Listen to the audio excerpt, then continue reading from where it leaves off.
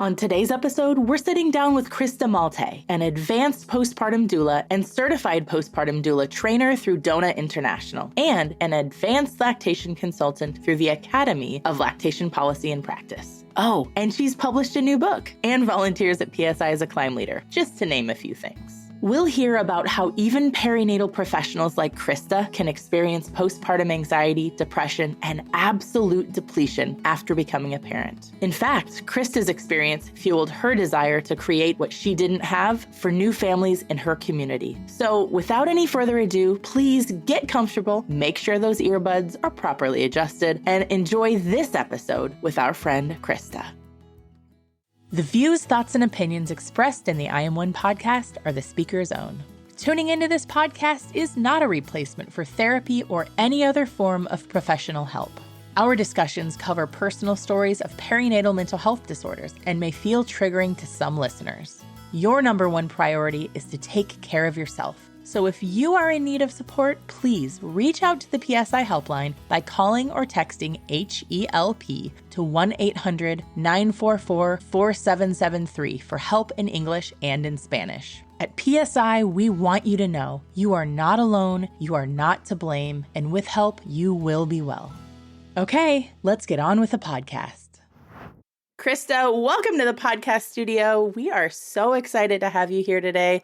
We just bumped into each other at the DONA International Summit in Minneapolis, which was really awesome. We were both exhibitors, and it was a really great opportunity for us to catch up and hear what each other is up to. And you were so kind to offer to be a guest on the pod, and we jumped at the chance to get into the studio with you. So we're excited to talk about all the things. So thanks so much for being here.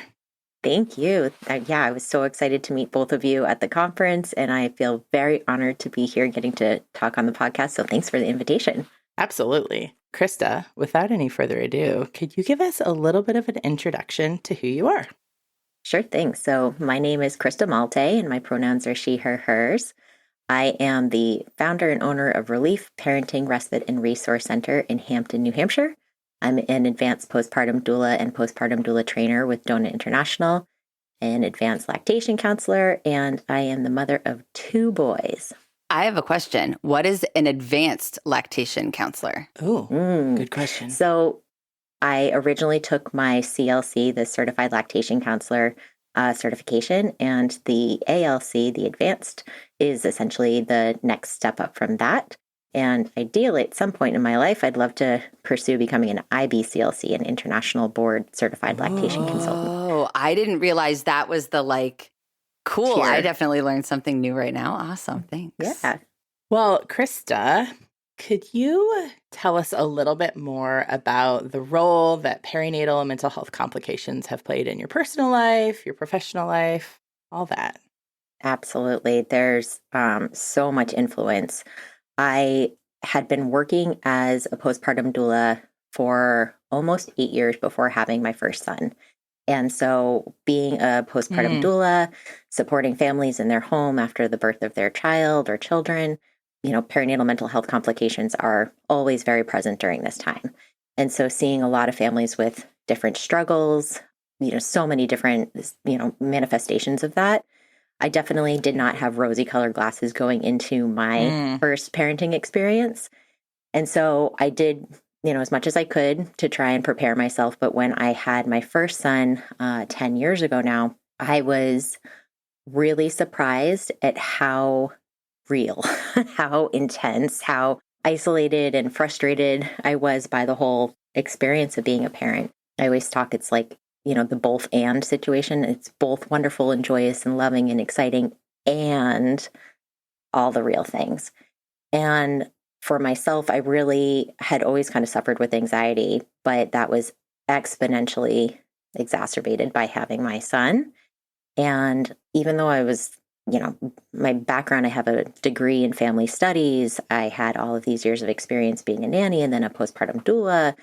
I was still like a puddle. It felt like I was a puddle. And so my anxiety turned into a lot of depletion. I would tell anybody who would listen to me, I'm so exhausted. I'm so tired. And they were like, yeah, that's new motherhood. Buck up, How'd that feel when you heard that? Yeah. Definitely isolating, right? It's like one of those things where it's hard enough to advocate for ourselves. And I think even though people hear all the time, just say what you need or ask for help, it's hard to put yourself out there. But then when you kind of get the brush off or people aren't taking the time to really like actively listen and ask the right kind of follow-up questions, it just kind of dies on the table. And I remember one particular time where I was trying to be really open and vulnerable and saying like, I'm really struggling. And this person who's close in my life said, what exactly are you struggling with? And I can understand now what they were trying to do.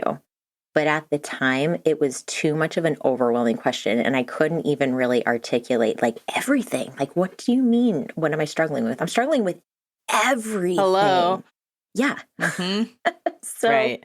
My depletion and my anxiety turned into depression. And I really struggled for quite a long time. All of that really then became a catalyst for me professionally, trying to help mitigate the same kind of experiences and the same kind of isolation for other people and other parents in my community. So, that lived experience of struggle, which resonates for so many people, I now really openly talk about it and I use it as a form of advocacy, and it's definitely shaped like my professional life now too. Yeah. I feel like every guest we've had has said that they became what they needed. Absolutely. Yes. Did you feel any of those like feelings of depletion and higher anxiety and things like that before, while you were pregnant too, or was it just postpartum? Or I had always wanted to be a mother. That's something that I always was really excited about, planned for years. And then when I actually got pregnant, I was fortunate that I got pregnant immediately. And it was one of those things where my husband and I were like, are we ready? I don't know. Well, I guess we'll just try. Oh, we're ready now. There's a baby. Like we're going to have fertile. A baby now. Yes. Very. Yep. All the things are working. Yeah. Yep. Which was great. And I totally started freaking out. And my first anxiety and fear was, are people lying about having kids? They always say like, it's so wonderful and it's hard, but it's worth it. But then I really started questioning like, oh my gosh, what if people are just lying because they have to say that? They have their kids and they have to say that. So I really had a hard time with that in the early months. Just like, are people lying to me about this? Like, is it really going to be okay? Am I really going to love this baby? I want this baby and I'm also really miserable. I was really sick. That was going to be my follow-up question. What made you wonder if people were lying? Okay. Yeah. So I was really sick. I knew I was pregnant at week 5. And so I had been working as a postpartum doula and always anticipated, I'll just continue to do my work until, the baby comes and then I'll take some time off. But that really changed things. I abruptly was like incapacitated and could not really function. I had such bad nausea. Was it like hyperemesis level or? I've questioned that a lot in the past. So I chose to have a home birth and I felt really supported by my care team, the midwife and the assistant midwife and the birth doula that I had. But even early on, I think because I was not throwing up, people didn't understand how debilitating it was. So I didn't ever get officially diagnosed, but in the learning since then, I questioned like, I wonder if this falls in line because I did end up taking some medication and so forth. But that early experience of like absolute misery and like not being able to function and feeling really isolated, all of that started really early, like week 5. And then questioning like, oh my gosh, is this really worth it? Like, this is really mentally and emotionally hard. It changed the dynamics. It changed the relationships. It changed my work setting, like all very abruptly. So in thinking about this right now, actually, I'm like, well, yeah, Krista, looking at this, I'm like, check a little risk box off right there. Yeah, exactly. Well, thankfully, actually, I'll back up, thankfully into that second trimester, I started feeling significantly better, which was great. And I'm very appreciative of that. The second trimester is where it's at. Man, I love golden trimester. It's so great. But I also, in retrospect, I think because I felt so significantly better, I started taking on too much. Oh. And that impacted me later too. So for instance, I was in a prenatal yoga class trying to take care of myself, get connected in the community, right? Here's another form of advocacy for myself, right? And there was a person who was in the prenatal yoga class and she was like, oh, you're pregnant too? I was going to reach out to see if you could be my postpartum doula when my babies are born. And I was like, well, I'm going to be taking a little bit of time off, but when are you due? And she wasn't due for a couple of months after me. And in my unknowing and Wait, but was it twins? You said babies? Oh no. I see where this is going. Yeah, right. Uh-oh. It's so much easier to like see it when you're not in it, right? Uh-huh. So I was like, well, she really wants my care. We've got some time. It'll be okay. So I agreed that I was going to work with her and she was going to be like my first client after having my son. So you can see where this is going, right? So I ended up having my son. She ended up having her children just a couple of weeks after me. And I said, I set that boundary, like, I'm not ready to come back yet. Here's, a backup or whatnot. But I already had that kind of commitment of I'm going to go back to work and I'm going to be supporting this family in this postpartum doula capacity. And it was definitely too early for me. But I felt really obligated to pursue. She was fantastic. The family was wonderful. But mentally and emotionally and physically, I was not ready to get back into that position. So that really, I think, really spiraled the whole depletion part of things and very much impacted. So that like mental health depletion part started in pregnancy, very much accelerated after having my son. And it got to the point there was two things. Like I took on too much and I'm realizing that changed when I had my second son.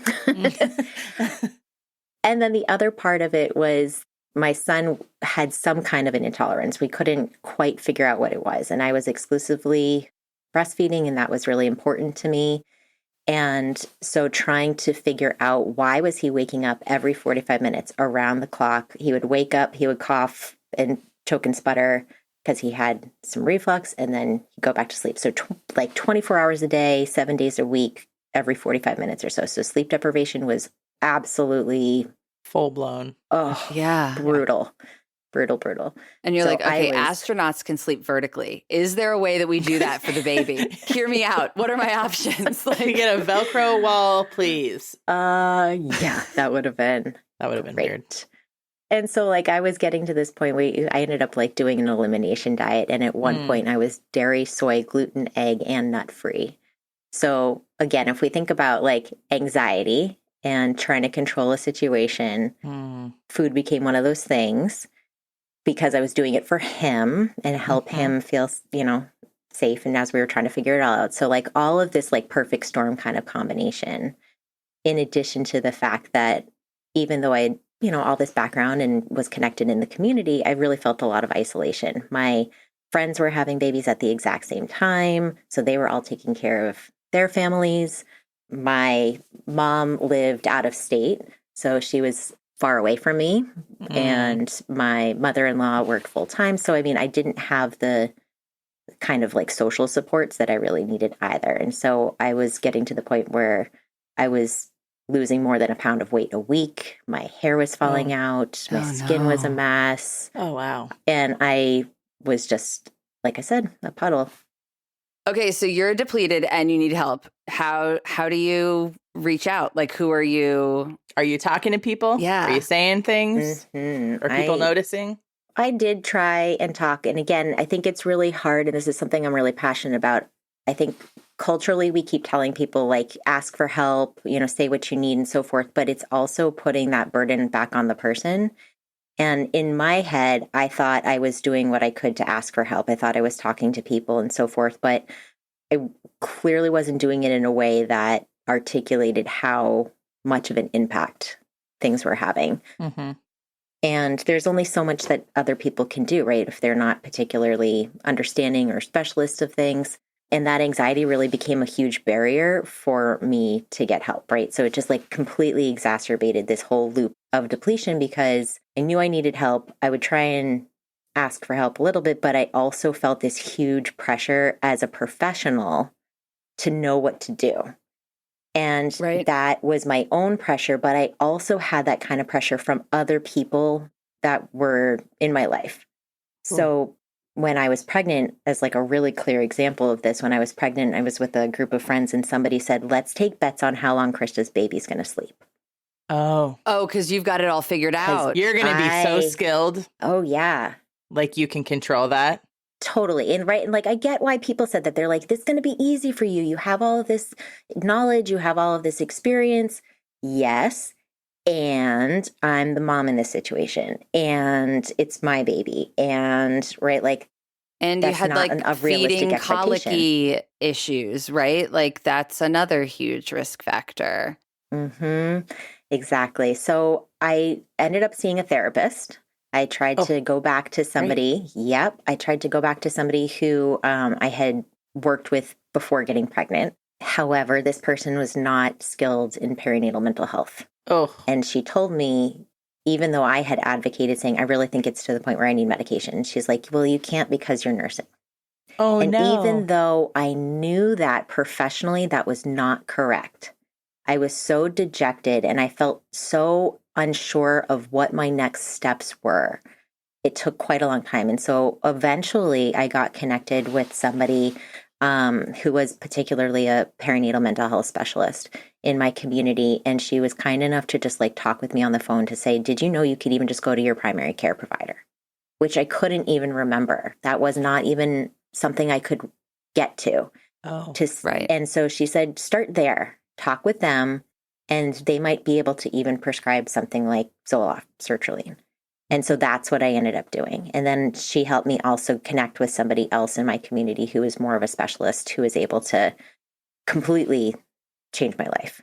And so, I think as hard as it is to keep asking and keep putting yourself out there, that is really so important, is to just keep doing what you can until you find the person or the people who can take that next step with you.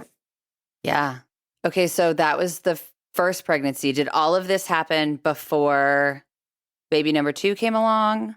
Oh, yeah. And was that experience different? Hence the delay.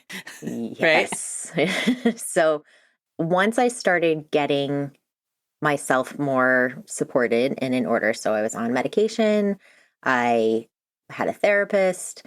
I was starting to feel better about life. I had restructured things so that I had like stopped working as a postpartum doula. And instead I was home and I was taking care of my son and a close friend's baby as well. And I talked to my husband and I was like, okay, I think we should sell our house. And he's like, what? And I was like, let's think about this really. Like, we're both stressed. We're both really struggling. Like, let's just get rid of as much responsibility as we possibly can. And so it took a little bit of time, but we ended up selling our house and moving into an apartment where we didn't have to deal with all of the maintenance and the snow removal and all of that kind of stuff. Oh. And I was able to feel a lot better and be in more community and blah, blah, blah. So that was a huge shift. And it was like 3 years before I had my second son, in part because I really needed to replete myself. Mm-hmm. And we were making these changes to prevent having another really hard situation happening the second time around. And honestly, my husband was like, no, I don't want to have another baby. He's like, you were sick. This was so hard. We were both like really struggling. And I think that that's something else that I think is important to talk about, is like my struggle, I'm very open about, but that also had an absolute direct impact on my husband and his struggle. And in retrospect, he can see how much he was struggling. But again, there's so few resources, particularly for partners. And so that was a barrier for him too. And so having kind of all of that, it really delayed us having a second child. But long story short, we did end up having a second child and things were much better because we had really restructured our lives. And I had done a better job for myself of like learning skill sets and getting connected in the community so that I was already much more prepared the second time around and had already kind of made that really tough transition into like parenthood. So I think that's really incredible that when you were maybe considering having another child or talking about it or whatever, you actually downsized or like reduced your responsibilities at home, I think a lot of people are like, oh, we need more space. We've got another child coming. And then, bigger house, more room for mess, like bigger yard, more responsibilities. Right. More leaves to rake. Yep. For example. It is October when we record this, so that's really on the nose for all of us, I think. November, Emily. It is mid-November. Listen, I don't know what's happening, okay? Okay. The struggle is real. Yeah. Anyway, the leaves are falling in any case. But that was incredible. Yep. It was very countercultural. And a lot of people were like, what are you doing? But it worked for us. Yeah. It really did. And we stayed there until... That's some out-of-the-box thinking. Yeah. Love it. Mm-hmm. Yeah. Thank you. Yeah. It was very much...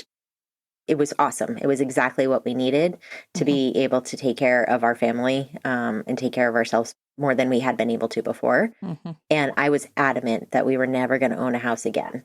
And then the pandemic happened. And our kids started getting older. And I was like, oh, look. I happened to just drive by this house and be like, I want to live there. And then... Was it for sale? It was for sale. I had no intention whatsoever of buying a house. And then I drove past this particular house and was like, this is where I wanted my kids to grow up. And then I came home and was like, so, honey, I found this house. And he's like, oh. Okay. Uh-oh. He's like, what? But he also is a really good sport. So when my second son was about a year old, I had this kind of epiphany of, okay, I struggled so much with my first son. We made all these changes. There's got to be a better way, because even with the second son, right, there's other logistics and there's other struggles. And I still had anxiety. I still had depression, and it wasn't as bad because I had been on medication. I was already with a therapist. And so it was able to really just like stay on top of things and felt significantly better. But there's always that struggle. And then there's the logistics of now you've got an older child and a baby and all of that. Right. But I had this kind of epiphany of like, wait a second, I am qualified to make change. I have a background in family studies. I've got all of these years of experience being a doula. What do I wish I had? And I started like piecing together all of the things that I wish that I had. And then my husband one day, I'll never forget this. He came walking down the stairs and I was rocking my second son like in the stroller in the living room, like back and forth just to try and like help him to fall asleep. And he walked downstairs and I said, I think I want to open a nap house. He just looked at me with this like resigned, like, here we go. Okay. And that is how Relief Parenting Respite and Resource Center started. Ta-da! Nice. AKA the nap house. AKA the napping house. Yes. Oh, flashback to a book. Picture book. Yeah. Yep. So yeah, this whole journey of like mental health complications has been very pivotal in my life. Go ahead, Emily. I was going to say, so where in the timeline of all of this did you learn about PSI? Or were you already familiar? I had already been familiar, but again, like working as a postpartum doula, I had known about, mental health complications and screening and so forth. But again, you can't do that for yourself in the same way that you can for others. Mm-hmm. Yeah. And I was probably at least a year, maybe 2 after my first son was born. And there's a perinatal mental health coalition in my area. Yeah. And I was invited to join that. And through that, I got connected with one of the members who is another mom who had been doing the Climb Out of Darkness walk. And so we ended up kind of on this coalition together and partnering together to lead the walk. So the first year that I did the Climb Out of Darkness walk, I was there as a participant, and the coalition and the leader invited me to do that. And I was so inspired and I felt so seen and like heard, and it was just such a positive environment. And then the next year I became the co-leader, and then my friend moved, and then I took it on by myself for a couple of years. And so I'm now, especially as a postpartum doula trainer, we talk about PSI all the time and in many different ways, because this is just such a wealth of resources and connection points and screening tools and all of these amazing things. It's like that scene from Aladdin where the genie goes, poof, what do you need? Poof, what do you need? Poof, what do you need? And like PSI's here with like this and that and the other thing. Like it has all the stuff that you need. Definitely. Okay, so you already covered how you volunteered for PSI. So what are you doing today? Anything new at all? Write anything recently? Emily, get your prop. Yes. So, so I recently released, just last month, I wrote a children's book called My Baby, Our Doula, and Me, about the transition of having a sibling and what postpartum doula support can look like in home. So yeah, that's been a project that has been 10 years in the making. That's finally completed. So after having, my kids and then my illustrator friend, Sarah, argue, she had her 2 children. So it's been, the labor of love, and very excited to be able to share that at the DONA conference and to be able to share copies with both of you. Oh yeah. These were hot off the press. I mean, not to brag, but we've got signed copies. No big deal. That was really cool. One cool thing. How long have you known the illustrator of your book? We have known each other since we were 12 years old. How cool is that? I love that. It's pretty amazing. Yeah, she is one of my lifelong dearest friends. And to be able to utilize her skill set in this way and have this project together, it's been really, really special.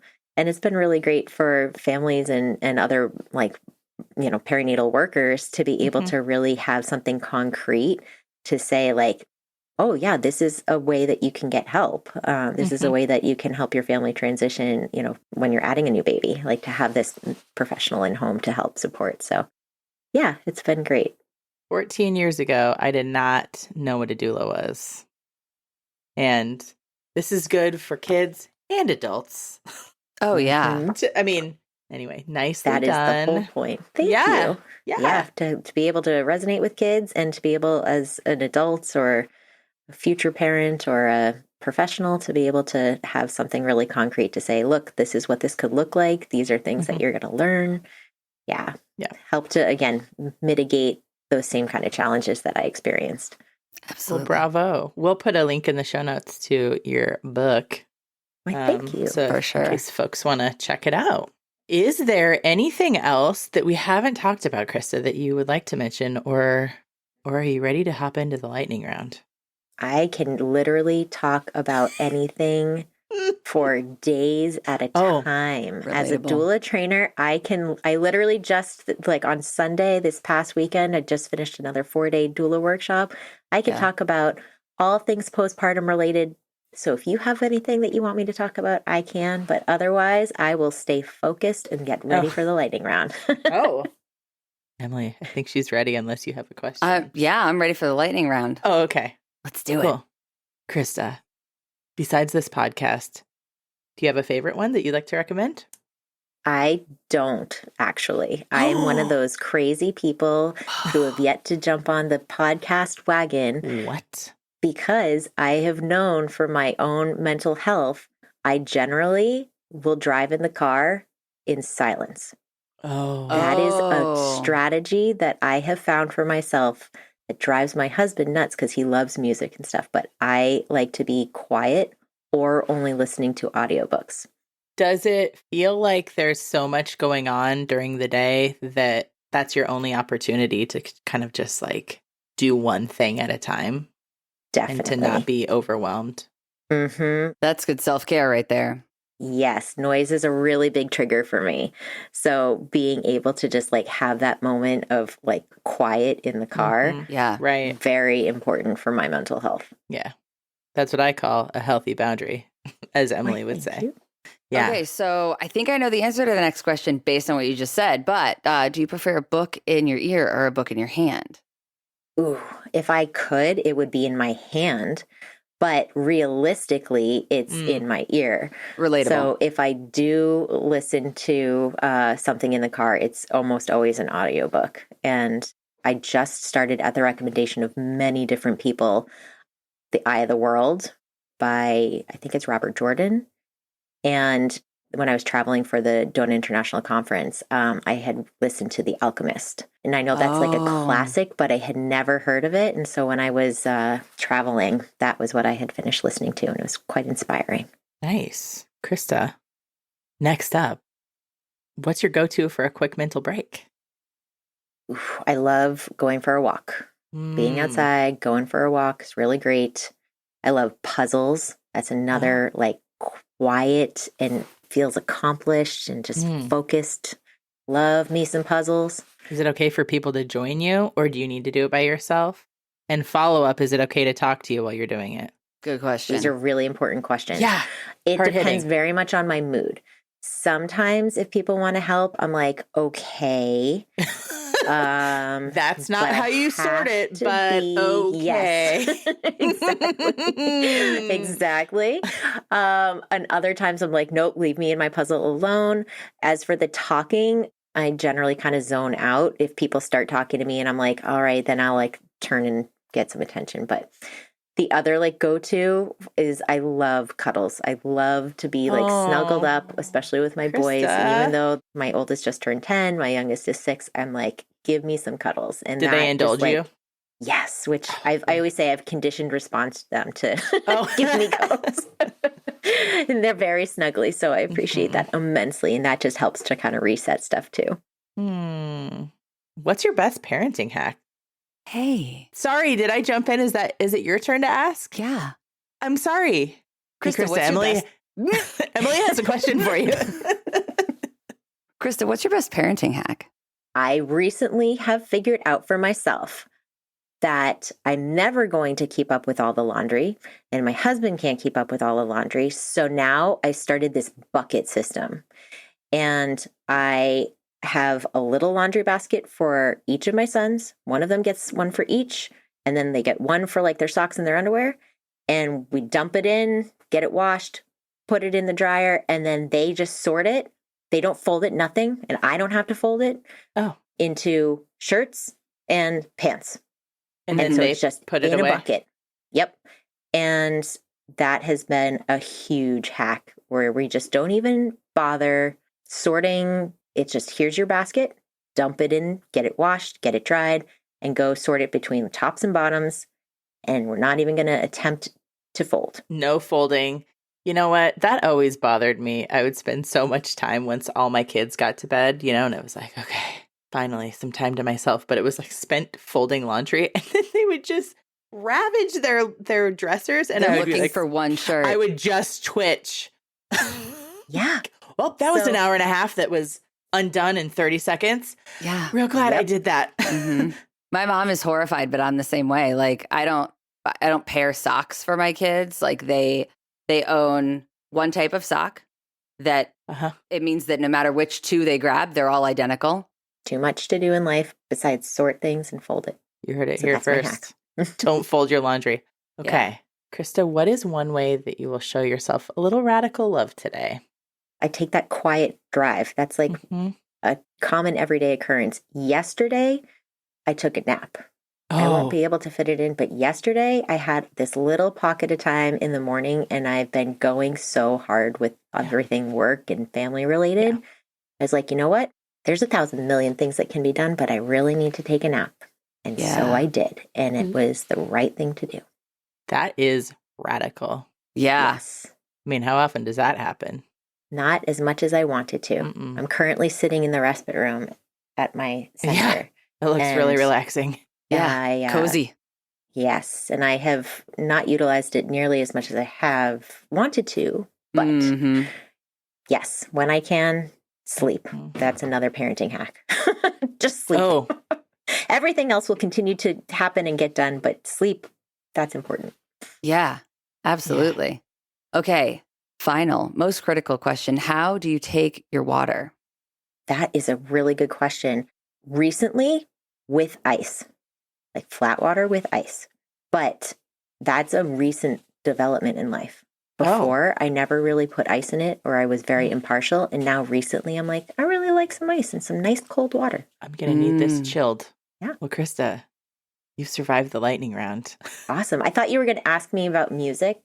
And I have to say, I just want to do a little shout out here because I'm like, if I do listen to music, I'm listening to some Taylor Swift. I know everybody in the world is, but I am one of the people who is also rocking out to some Taylor Swift. Me too. And that is another thing that I do for like mental health. I have a follow-up question. This is off script. Yeah, that's cool. That's fine. What era are you in? Ooh, I'm really digging Reputation. I'm like feeling a little sassy. Feeling like I need a little like boost and like, you can do this, you can get through it.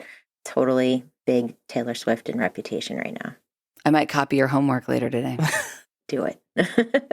Krista, if folks would like to get a hold of you, how can they do that? They can hop onto my website, KristaMaltais.com, and then that can give you some more info about me and the different things that I do, whether it's get a copy of the book, attend a postpartum doula training, or if you want to learn more about the Parenting Respite and Resource Center that I have. So KristaMaltais.com. Remind listeners, whereabouts are you located again? In Hampton, New Hampshire. Hampton, New Hampshire. So if anybody's a local, reach out. If you're not a local, also reach out. Yes, because, everybody needs relief. And so we have a lot of people who are interested in like trying to take that same kind of concept and bring it to their communities. And that is definitely a long-term goal of mine for sure. Oh, yeah. Yeah. Got to get people some relief. Parents need support. Yeah. Krista, thank you so much for being on the pod and for introducing yourself at the conference, because I would not have recognized you just by your face. And then thank you for pronouncing your name for me so that I could be like, right, I do know who you are. Yeah, it was great to meet you finally, because I've been like talking about you for a while, and it was great to kind of connect in real life and now hear your story. So thanks for coming on and sharing. Thank you very much for the opportunity. I've loved being able to talk with both of you, and it's been awesome to be able to get to meet you and give you a hug in person too. I like warm hugs. Me too. Thanks for tuning in to the I Am One podcast. Check out today's show notes where we'll drop links to all the important things that we mentioned in this episode. Please consider sharing about I Am One on social media and following and rating our show wherever it is that you listen to podcasts. It only takes a minute of your time and, well, that'll help our collective mission of bringing resources and local support to folks worldwide. From everyone here at PSI, thanks again for listening.